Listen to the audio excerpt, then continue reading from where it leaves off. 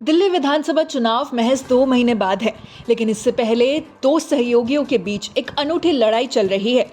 India block के दो घटक दलों आम आदमी पार्टी और कांग्रेस के बीच एक दूसरे के नेताओं को अपनी पार्टी में शामिल करने का अच्छा खासा कंपटीशन चल रहा है। दोनों पार्टियां यूं तो बीजेपी के खिलाफ लड़ने का दम भर रही है, लेकिन इसी बीच कोशिश ये चल रही है कि कैसे एक दूसरे को कमजोर किया जाए।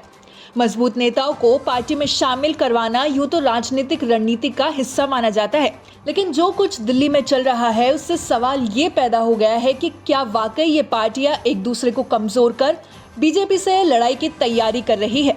15 नवंबर को आम आदमी पार्टी दफ्तर में अरविंद केजरीवाल ने कांग्रेस के पूर्व विधायक वीर सिंह धिंगान को अपनी पार्टी में शामिल करवाया था।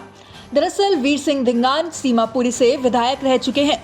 सीमापुरी सुरक्षित सीट है और इसलिए आपने दावा किया कि एक बड़े दलित नेता के कांग्रेस से आम आदमी पार्टी में आने पर पार्टी को फायदा होगा। गौरतलब है कि ये वही सीमापुरी है जहां अरविंद केजरीवाल ने झुग्गी बस्तियों में अपने एनजीओ के दिनों में संघर्ष की शुरुआत की थी।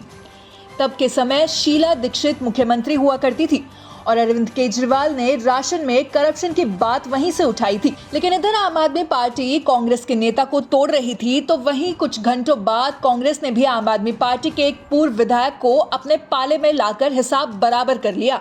हाजी इसराक आम आदमी पार्टी के टिकट पर 2015 में उत्तर पूर्वी दिल्ली के ही सीलमपुर से चुनाव जीते थे। ऐसे में दलित नेता का हिसाब एक अल्पसंख्यक नेता को अपने पाले में लाकर कांग्रेस ने उसी दिन पूरा किया। आम आदमी पार्टी के पूर्व मंत्री और सीमापुरी से मौजूदा विधायक राजेंद्र पाल गौतम ने पिछले दिनों केजरीवाल का साथ छोड़ कांग्रेस का दामन थामा था।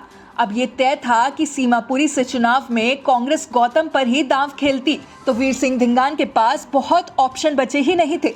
कुछ यही हाल हाजी इसराक का भी था। सीलमपुर से कांग्रेस के 5 बार के विधायक मतीन अहमद, जो पिछले 2 बार से चुनाव हार रहे हैं, उन्होंने झाड़ू थाम ली थी। उनके साथ उनकी पार्षद बहू और बेटे ने भी कांग्रेस को अलविदा कह दिया। हाजी इसराक, जिन्होंने 2015 में मतीन अहमद को हराया था, उन्हें लगा कि यही मौका है कि वो कांग्रेस के पाले में चले जाए और अपनी टिकट पक्की कर ले। दिल्ली में कांग्रेस अगले विधानसभा चुनाव में अपनी वापसी करना चाहती है। साल 2015 और 2020 में उसका विधानसभा चुनावों में खाता भी नहीं खुल पाया था। कांग्रेस की उम्मीद लगभग आधा दर्जन मुस्लिम बहुल सीटों और 1 दर्जन दलित रिजर्व सीट पर है।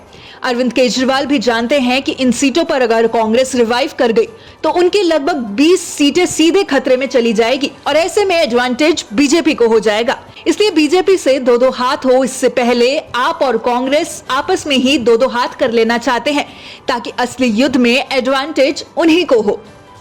खैर, आपकी इस खबर पर क्या राय है, कमेंट करके जरूर बताएं।